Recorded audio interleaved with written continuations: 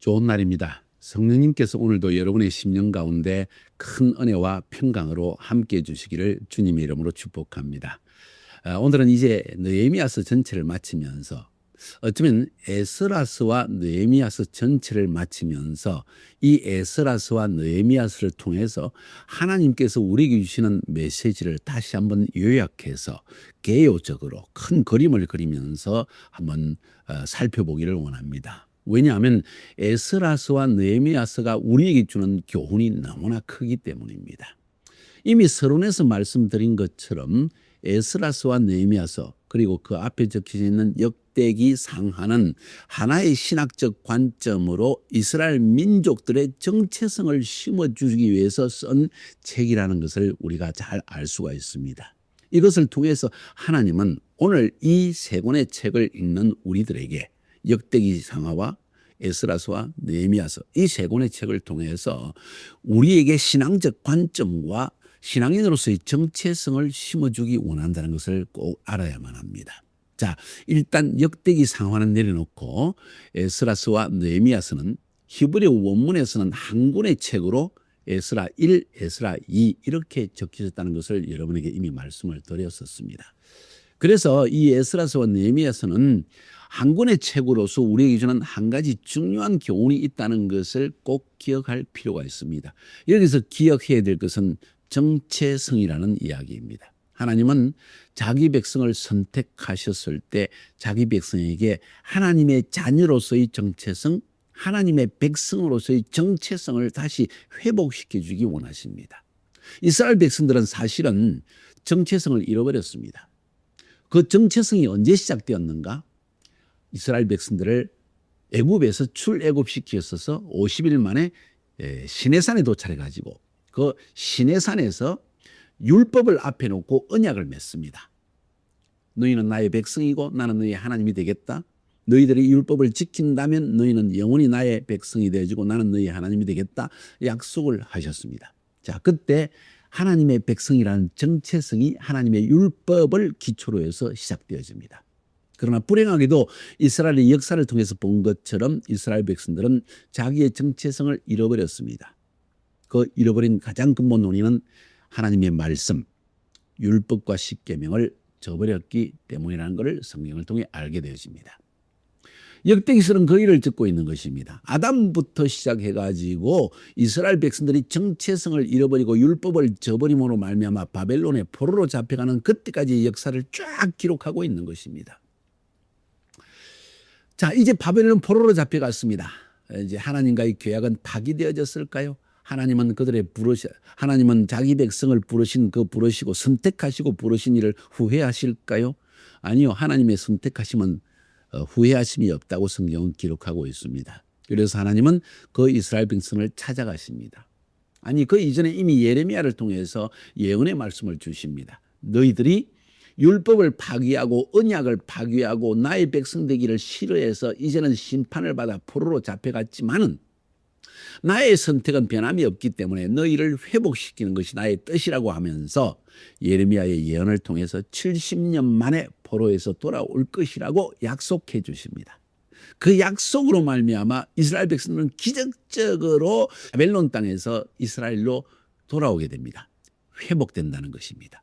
그 회복에는 세 가지가 포함되어집니다. 첫 번째, 민족의 회복. 포로된 이스라엘 백성이 이스라엘 땅으로 돌아와서 민족 정체성을 회복해야 된다. 두 번째, 완전히 다른 땅, 이방 땅에 잡혀갔던 사람들이 이스라엘 땅으로 돌아옴으로 말미암아 이스라엘의 땅이 회복되어진다. 두 번째. 세 번째, 국가로서의 이스라엘이 다시 회복되어지는 그런 놀라운 일이 일어나게 될 것이다. 이것이 하나님께서 이스라엘 백성에 약속하신 것이고 예레미야를 통해서 약속하신 내용이라는 것을 우리는 성경을 통해서 볼 수 있었습니다. 자, 그래서 이 에스라스와 느헤미야서는 신앙인이 타락했지만은 하나님은 절대 선택을 버리지 아니하시고 그리고 다시 우리를 회복시켜 주신다.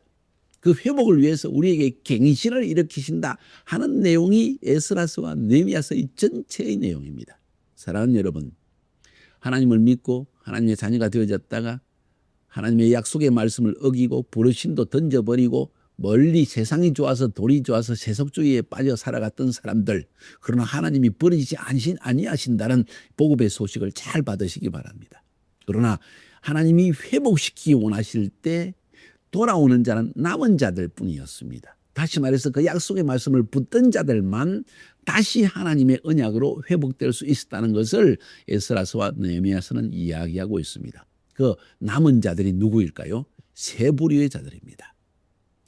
스룹바벨을 중심으로 1차 포로 귀환으로 돌아온 자들, 에스라를 중심으로 2차 포로 귀환 자들이 돌아온 들, 세 번째로 느헤미야를 통하여서 3차 포로 귀환 자들이 돌아와서 하나님 앞에 갱신과 회개를 통하여 다시 정체성을 회복하고 하나님의 자녀들이 되어졌습니다.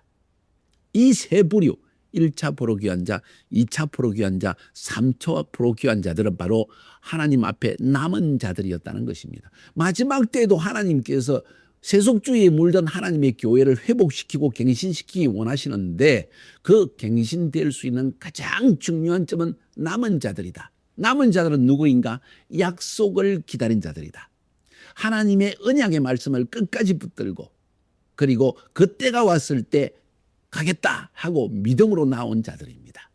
하나님의 언약이 무엇이었습니까? 예레미야를 통해서 포로되었지만은 70년 만에 내가 너희를 고토 이스라엘로 돌아오게 하겠다 하는 약속이었습니다.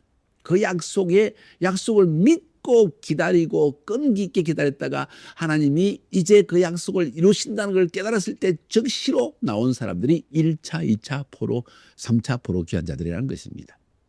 그래서 에스라서와 느헤미야서를 읽어보면 이 3차 포로 귀환한 사람들의 이야기와 함께 세 명의 지도자의 이야기가 나옵니다. 첫 번째, 1차 포로 귀환 자들을 데리고 온 스룹바벨. 두 번째, 2차 포로 귀환 자들을 데리고 온 에스라. 세 번째, 3차 포로 귀환 자들을 데리고 온 느헤미야.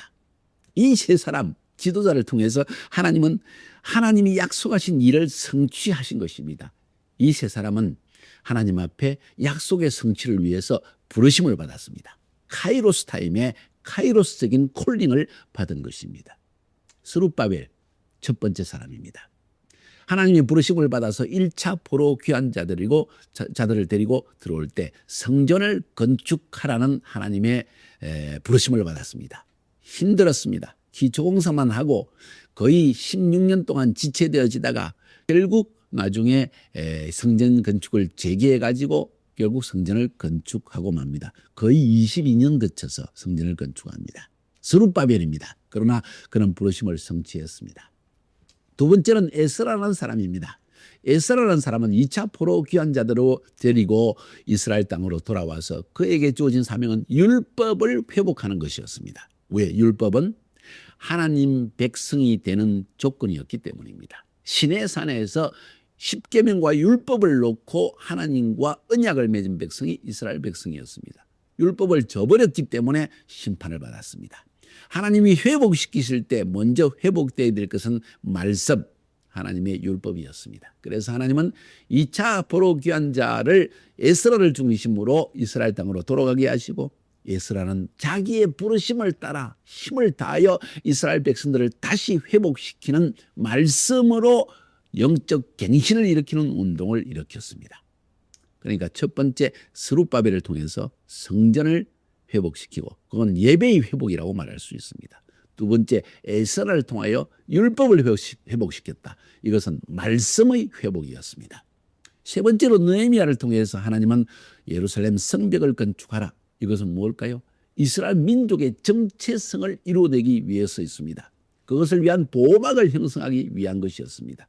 느헤미야는 그 사명을 받고 이스라엘 땅에 들어가서 52일 만에 성벽을 다 건축하고 맙니다. 자, 이렇게 해서 세 명의 위대한 지도자가 하나님의 시대적 부르심 카이로스적인 콜링을 받아서 이 사역을 감당했고 그로 말미암아 이스라엘 민족은 다시 회복의 발걸음을 내디디기 시작한 것입니다. 연대적으로 살펴보겠습니다. 시간적으로 살펴본다는 이야기입니다.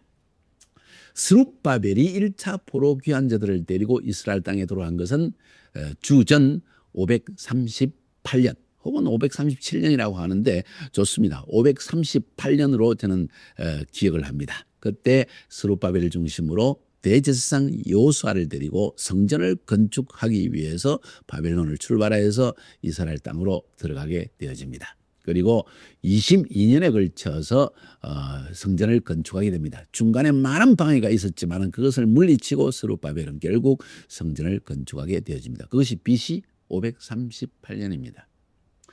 그로부터 80년이 지난 다음에 BC 458년에 80년입니다. 거의 4세대 지나고 나서 하나님은 에스라를 중심으로 2차 포로 귀환 자들을 데리고 들어가게 합니다. 적은 숫자였습니다. 1차 포로 귀환 자는 거의 5만 명이지만 2차 포로 귀환 자들은 몇천 명밖에 되지 않습니다. 몇천 명 되지 않지만 그들의 역할은 중요했습니다. 에스라는 제사장들과 레위인들을 다 모집하고 직접 찾아가서 그들을 데리고 결국 이스라엘 땅으로 들어갑니다. 왜? 그에게 주어진 사명은 율법을 다시 이스라엘 백성에게 가르치는 것이었습니다. 율법은 하나님 백성이 하나님과의 사이에 언약을 맺은 계약서와 같은 것이었습니다. 그래서 그 율법의 회복, 말씀의 회복이 결국은 이스라엘 민족의 정체성을 회복하는 중요한 길이었기 때문에 하나님은 시대적 사명을 감당하기 위해서 에스라를 준비하시고 에스라를 통하여서 그가 예루살렘에 들어갔을 때 그 안에서 위대한 말씀 운동을 일으키게 되어집니다. 그로부터 14년이 지난 다음에 BC 444년 458년에 에스라 들어가고 14년이 지난 다음에 BC 444년에 느헤미야가 하나님의 부르심을 받습니다. 성전도 건축되어지고 말씀 운동도 시작되어졌는데 아직도 외부 사람의 침략을 받기 때문에 이스라엘이 위태한 가정에 있다는 이야기를 듣고 에스라가 페르시아 황제 아닥사스다 왕의 황제의 명령을 허락을 받아서 이스라엘 땅으로 들어가서 성벽을 52일 만에 건축해내고 드디어 이스라엘 민족들이 예루살렘을 중심으로 자기 민족의 정체성을 회복하는 일을 시작하게 되어집니다. 성벽을 건축하고 나니까 성전 예배도 활성화되어지고 말씀 운동도 드릴 수 있는 하나의 모임의 장소가 형성되어졌고 신앙 공동체의 중심지가 생겨난 것입니다. 이 세 사람을 통해 하나님은 결국 이스라엘의 회복이라는 위대한 일을 시작한 것입니다. 이스라엘 회복을 위해서 중요한 게 뭔지 아세요? 아까도 말씀드렸나요? 민족의 회복. 바벨론에서 포로된 종살이하던 이들을 제2의 출애굽을 일으켜서 제1의 출애굽은 애굽 땅에서 종살이하던 그들을 가나안 땅에 데려간 것이라면 제2의 출애굽은 바벨론의 포로 생활하는 그들을 이스라엘 땅으로 데려간 것입니다. 그리고 민족을 회복시켰습니다. 두 번째, 이스라엘 땅에 들어가서 땅을 회복시켜 주셨습니다. 세 번째로 민족과 땅을 가진 그들이 이 예루살렘 성벽을 쌓음으로 말미암아 주권을 가진 이스라엘 나라라는 그런 어떤 하나의 정체성을 또 회복하게 되어집니다. 이렇게 해서 민족의 회복, 땅의 회복, 나라의 회복, 이렇게 해서 하나님은 이스라엘 땅을 회복시키는 그 일을 완성시켜 주시고 그 정체성의 회복의 첫 발걸음을 예루살렘을 중심으로 힘차게 내딛도록 도와주셨다는 사실입니다. 자, 그러면 에스라서와 느헤미야 전체의 한번 그 계략을 살펴보면 에스라서 1장부터 6장까지는 바로 이 스룹바벨을 중심으로 1차 포로 귀환자들이 돌아와서 성전을 건축한 이야기. 그것이 에스라서 1장부터 6장. 에스라서 7장부터 10장까지에서는 그로부터 80년 뒤에 에스라를 중심으로 2차 포로 귀환자들이 돌아와서 어떻게 신앙개혁 운동을, 말씀 운동을 했는가 하는 것을 말하고 있고, 느헤미야서로 넘어가면 1장부터 7장까지에서는 느헤미야가 하나님의 부르심을 받고 황제의 허락을 받아서 이스라엘 땅에 들어와서 성벽을 건축한 이야기. 느헤미야서 1장부터 7장까지 느헤미야의 성벽 건축. 그 다음 8장부터 13장 느헤미야 마지막 장까지에서는 저는 그걸 하나를 묶어서 생각하는데 에스라를 중심으로 어떻게 말씀 운동이 다시 일어나고 느헤미야가 그것을 도와서 어떻게 신앙 갱신 운동을 지속해 나갔는가 하는 이야기가 기록된 것이 에스라서와 느헤미야서입니다. 그러니까 에스라서 안에는 스룹바벨과 에스라가 등장하고 느헤미야서에는 느헤미야와 에스라.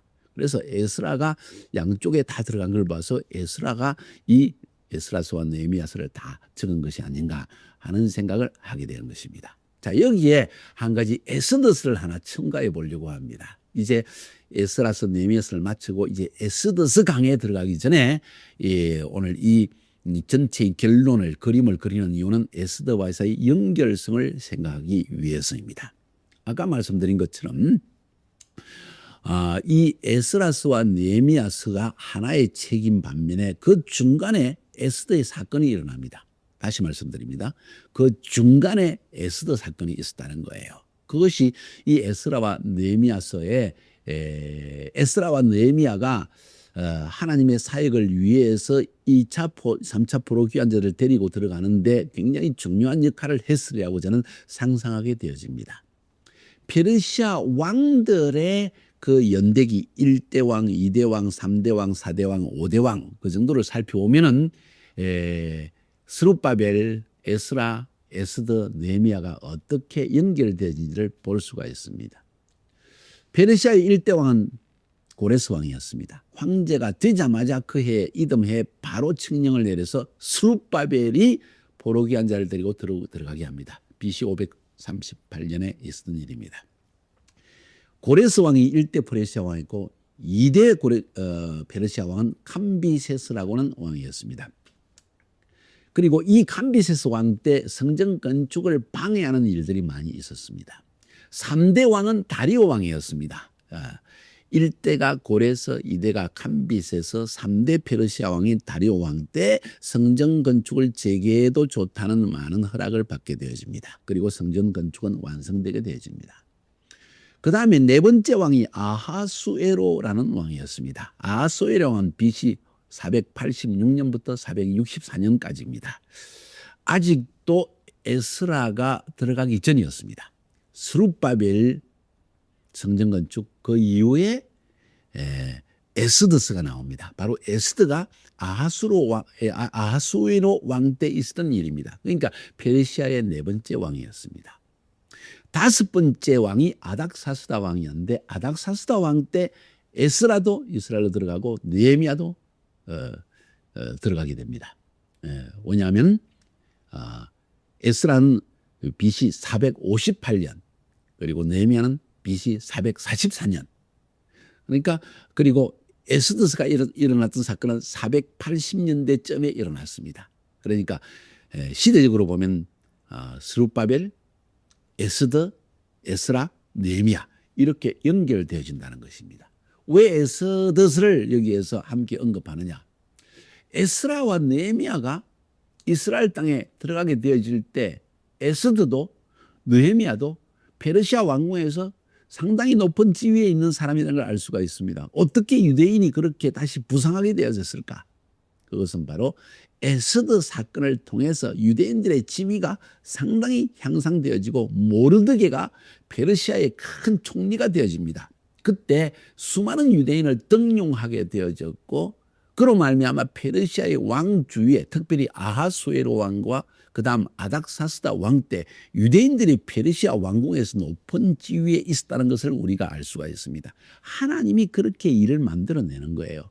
그래서 이스라엘 민족들을 회복시키기 위해서 에스더 사건을 통해서 하나님은 점점 일을 시작하시고 에스라서와 느헤미야서에 이르렀을 때 민족 전체의 회복운동이 말씀 운동과 성벽 쌓기를 통해서 이스라엘 민족과 나라의 정체성이 형성되어지는 위대한 일들이 일어나게 된 것입니다. 자, 그렇게 보니까 에스더서는 굉장히 중요하다는 걸 알 수가 있죠.